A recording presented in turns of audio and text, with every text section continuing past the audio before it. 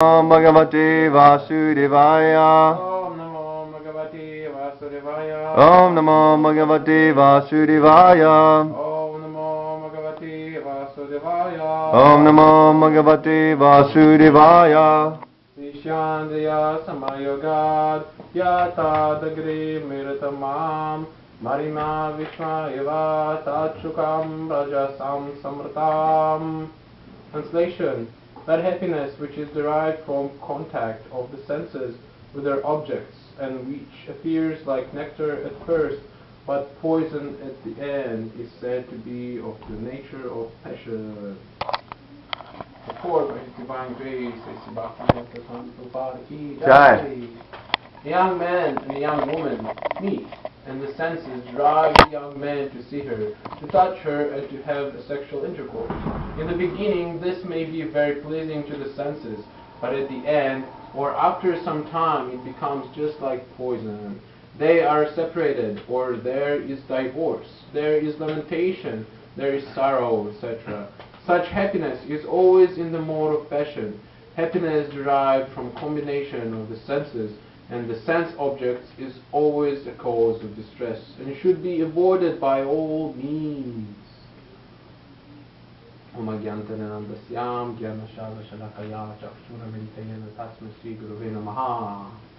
offer my humble obeisances to my spiritual master, A.C. Bhakta Prabhupada, who's opened my eyes to the torch light of knowledge. So pleasure, everyone is after pleasure, right? We go out on the street to look for a job, to get some Lakshmi, give it to Krishna, get some pleasure, go to the supermarket, get some food stuff, some pleasure, right? Pleasure to the stomach, pleasure to the different senses, all different things, right? So many different kinds of pleasure we can derive from the senses, from the gates of the body, right?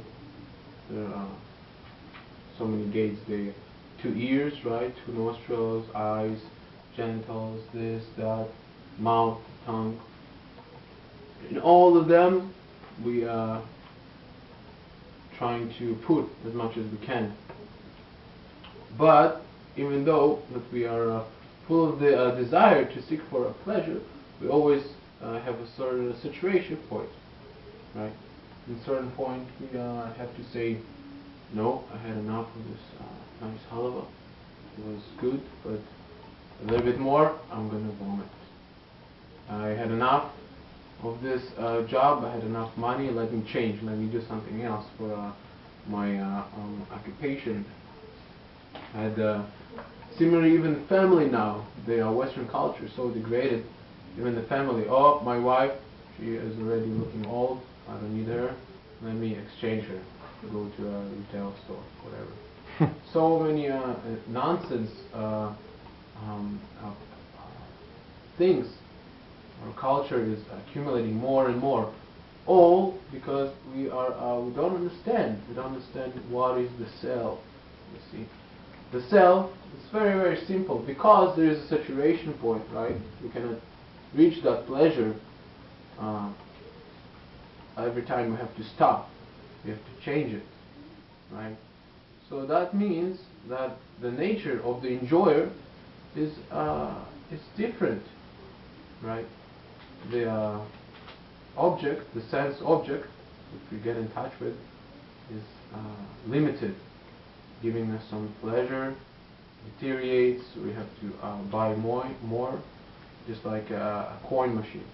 Put another quarter, we run out of the Lakshmi, you need to go and work, and then go enjoy more. So why should we be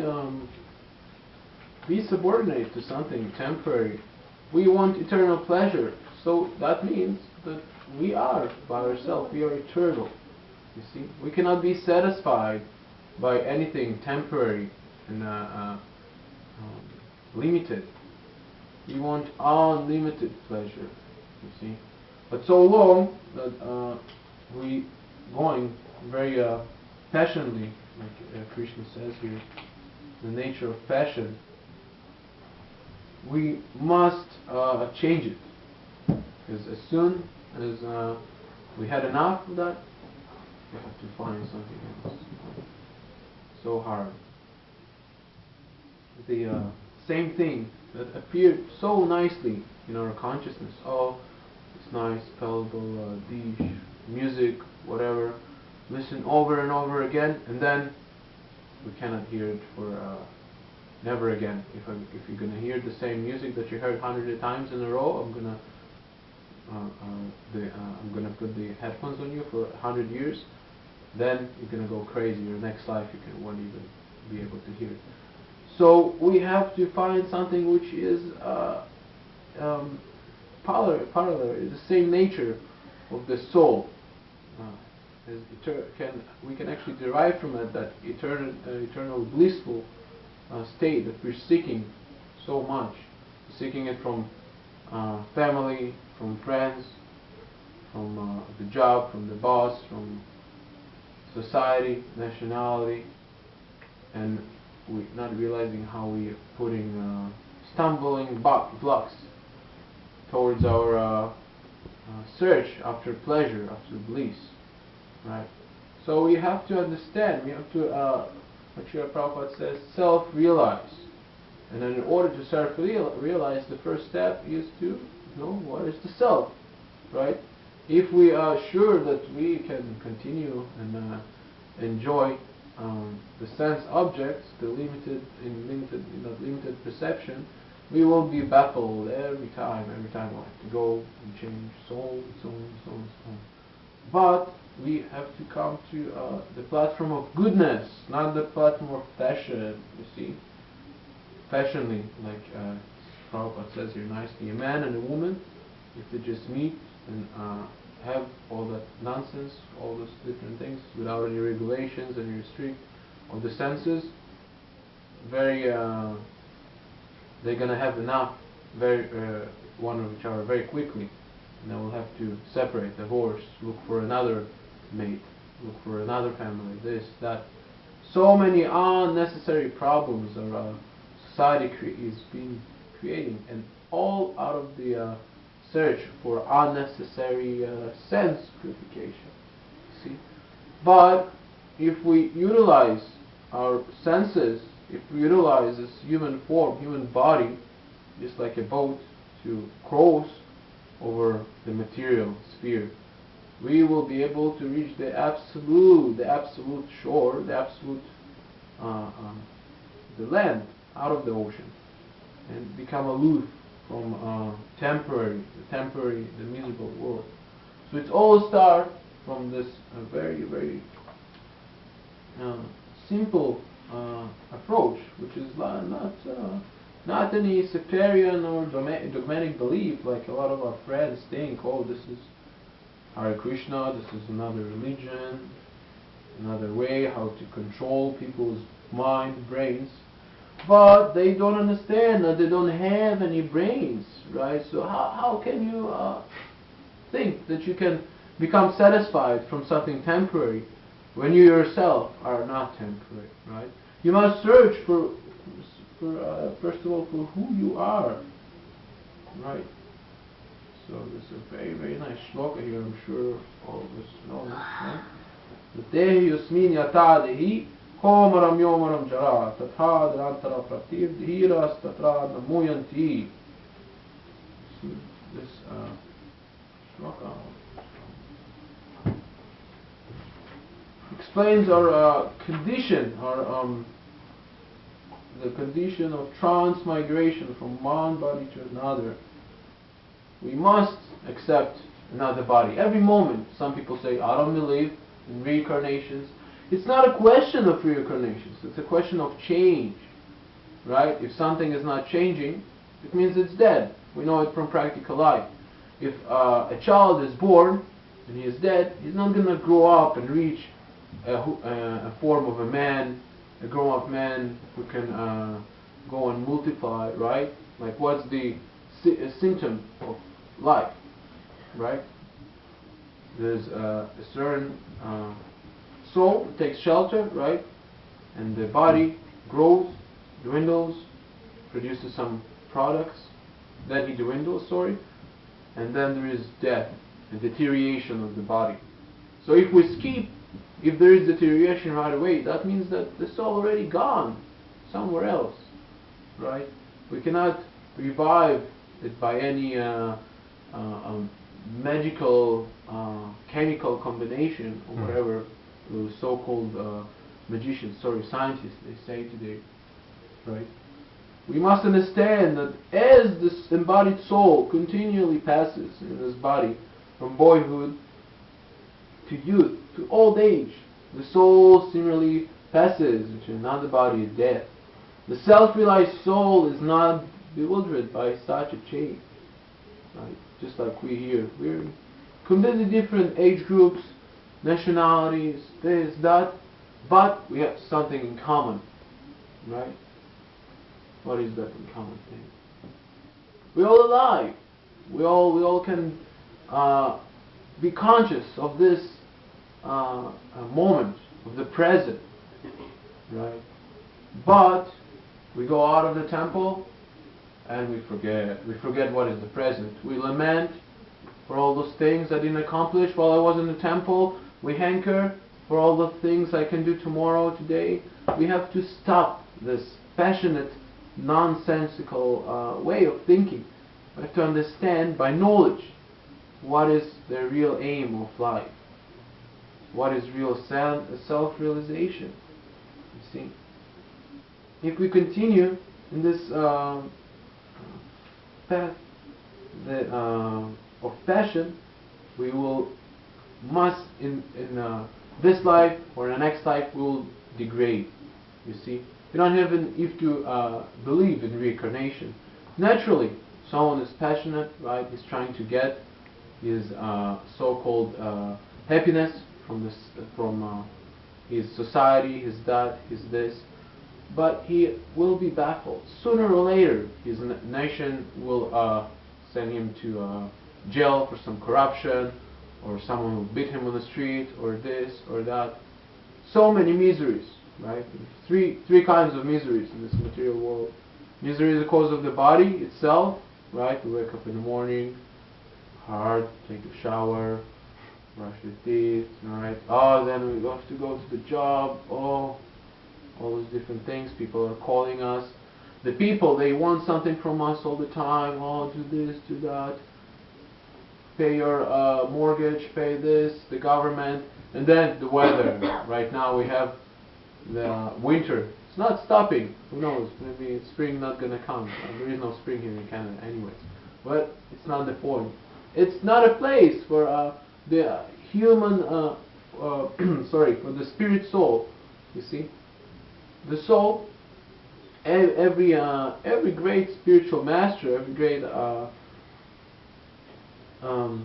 realized soul who was preaching self-realization, Jesus Christ, Prophet Muhammad, Srila Prabhupada, all the four wonderful great acharyas, all the great Paramahamsas, they're all teaching this important message.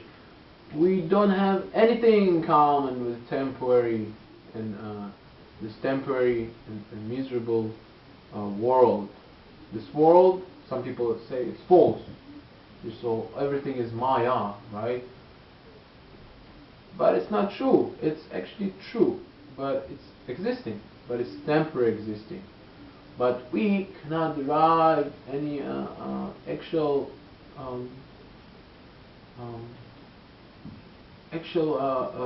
bliss or knowledge from this temporary existence.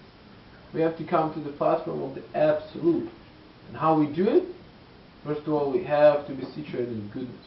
If we dwindle, like in this age of quarrel and hypocrisy, in the age of Kali, if we dwindle in passion, in ignorance, oh, let me get some nice salary. Oh, I didn't get my salary. Okay, let me not go out for a week. I'm sad. Let me kick on everybody's face because somebody upset me, right? This is not human life. This is even lower than animals, right? Animals, they're so much more elevated. We invite so many people here. Come, chant, dance, feast. So simple. Take nice food stuff, prasadam. Get rid of your karma, of your sinful activities, of your accumulated garbage on your back. But no, I don't want to. I'll enjoy suffering. It's much more nicer. Even the animals, we go, we invite, we give a Balaram here outside, give him a nice cookie or whatever. He will take it very nicely, right? So the animals, they have more brains, you see, because they accept this important authority of which is above them. You see, they accept naturally. They don't have any choice, of course. We have a choice to realize it, but they accepting that, and because of that, they are not implicated actually in any karma, in any law of sinful reaction. They simply living on their own court, waiting for this great chance, great opportunity to come to the human platform, human form that we have here. And then, when they get it, by the grace of Krishna, they reach a spiritual master. By the grace of the spiritual master, they reach Krishna, and the path begins. Bhajana Kriya, the path of self-realization or devotional service, the seed is seated in their heart. They can start the path, right? All those different swamis, yogis that were coming to our master, Srila Prabhupada, our spiritual master, and asking him, "Oh, Swamiji, there's a lot of paths to know the absolute, right? It's not one thing. Absolute is right, like a top of a mountain, right? You have the top of the mountain, then you can go through different routes and cut the trees. Someone will just get on a helicopter, like Srila Prabhupada went to the Yatra in London. He came on a helicopter, right? But they don't understand that the top of the mountain is just the beginning. It's Bhakti Yoga. Bhakti Yoga is the beginning of real bliss, real knowledge, real ecstasy, you see. Yes, there are different paths, but all of them lead to the starting point. Bhakti nama vijanati can only be understood by my devotional service, right? Krishna was saying to Arjuna, you might be a fighter, a kshatriya, killing so many people, but you are the greatest yogi of all because you think of me, right? No one is dearer than Arjuna because his mind is absorbed in the nectar of the pastimes of Krishna, of this wonderful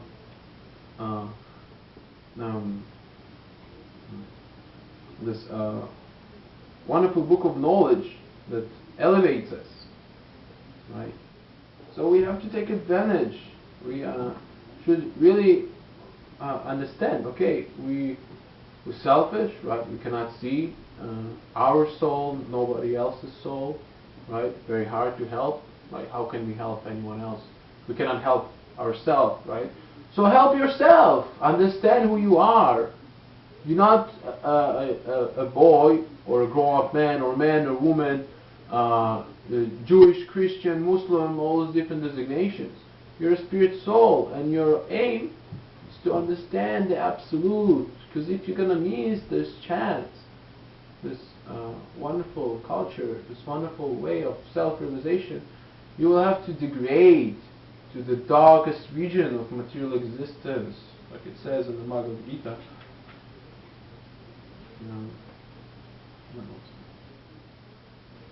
Yes, so unless we take advantage of the wonderful movement of Sri Chaitanya Mahaprabhu and the teachings of the fourth Acharya, Srila Prabhupada, we will have to degrade. Not today, then tomorrow. Not tomorrow, in a year. You see? All these people are lowering outside. They're so, they're looking all the time, especially here in the West. People already had everything. They're so saturated with this temporary, passionate look for pleasure. How long you can go everything turns into poison, right? Just like here, we're reading something that tastes really good in the beginning, then you must throw it away. You cannot even look at that, or to say about trying it again. So people are done with that. They're looking for something real, for real love, real bliss, real knowledge, not temporary. If love is temporary, right? What is it? It's lust. Love cannot be temporary. If I love you for an hour, for a year, for 20 years, even one life, if I love you for one life, it's not love.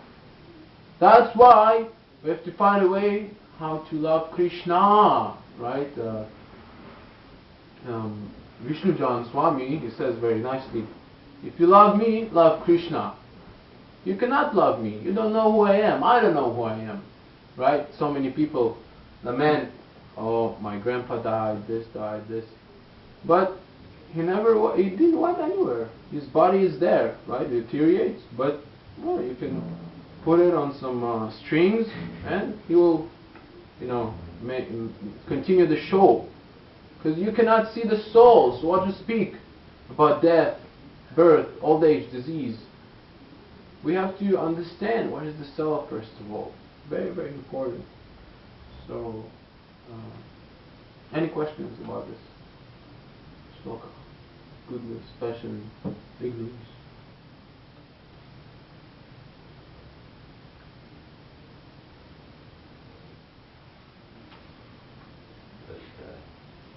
Does being a Vaishnava begin at the bottom of nature? A Vaishnava? Yeah. Yes, a Vaishnava, he is beyond any designation, you see. But in order to reach, to start, to be, to get to the, to clear the path of all the weeds, all the different things, to reach the path of becoming Vaishnava, we have to come to pure goodness, right? Because the modes of passion and ignorance, they are they degrading us all the time. There is no self-realization. Like right now, we're trying so hard, right? We chant, we wake up in the morning, take just prasadam, but it's so bitter, right? We have to rise to pure goodness. I forgot how is that Sanskrit. Pure goodness. Shuddha Sattva. Shuddha Sattva, right. You see. But the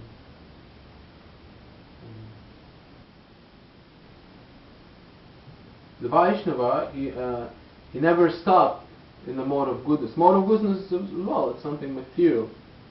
And if we stay in that mode of goodness, most of the people, they become puffed up from the knowledge. Oh, I read so many books, so many that, so many this.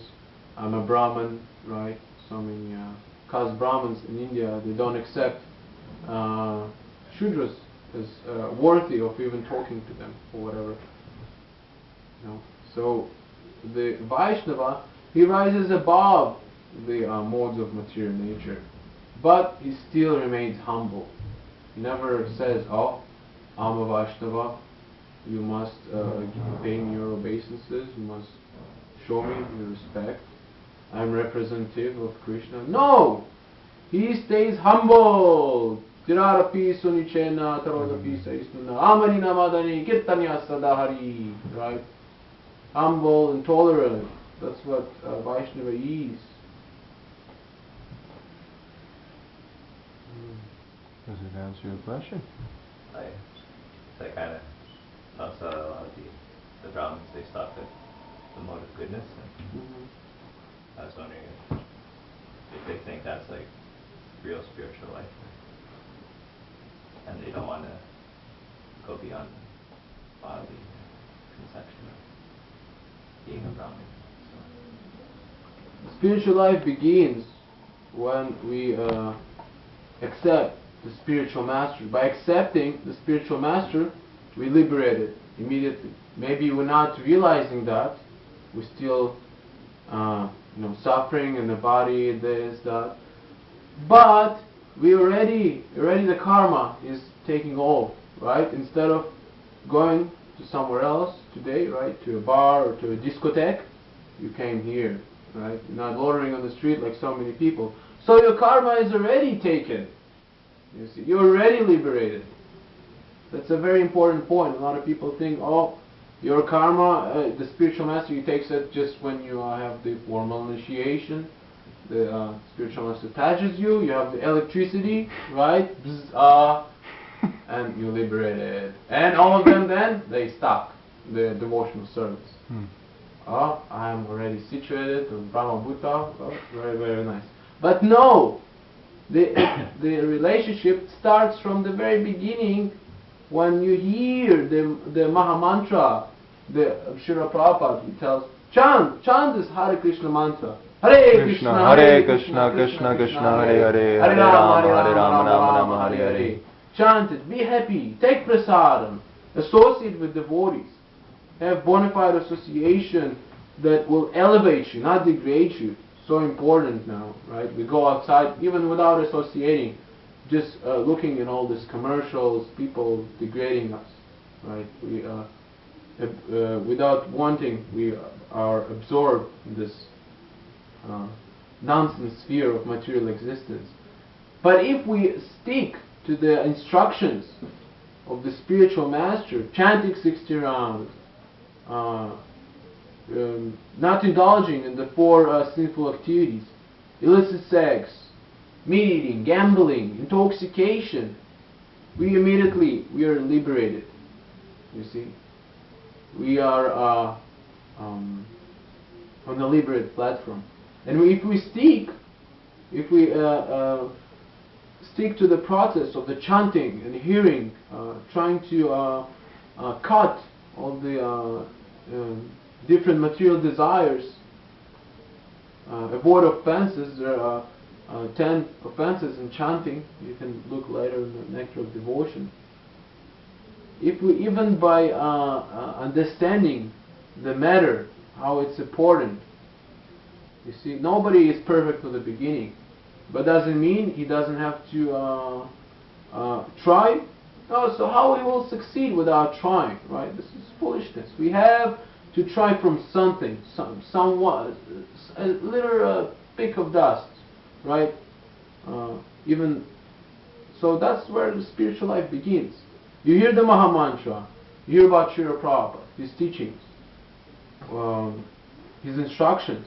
Even you cannot follow. Okay, you somewhere or other you understand that it's important. You cannot remain, because if you remain and you are gonna continue without understanding that this is not good, I have to elevate myself, you will degrade, right? And by the grace of this spiritual master, you will reach perfection. This life or another, or 10,000 lives. In some point, you'll reach perfection. In this life, Srila Prabhupada says, if you take this process nicely, you can reach perfection in this life. Dhruva Maharaj is from a previous age, but still a little boy, just like our nice friend here. He went to the forest to see Vishnu, and in 6 months he reached perfection. So how powerful that process of self-realization is. The Vedic knowledge, Vasudeva, Srila Prabhupada, Chaitanya Mahaprabhu, by their grace, they all give us, take Krishna Prem. Don't be shy. Don't be closed-minded. But no, people, they choose to be lower than animals. Right? But this is their free will. What can we do? We simply do our duty. Gantara Srimad Bhagavad-gita ki jai, Srila Prabhupada ki jai, Namo Vishnu Padaya Krishna Vishnu Padaya Srimad Bhakti Swami Vini, Namaste Saraswati Deva Guru Krishna Vini,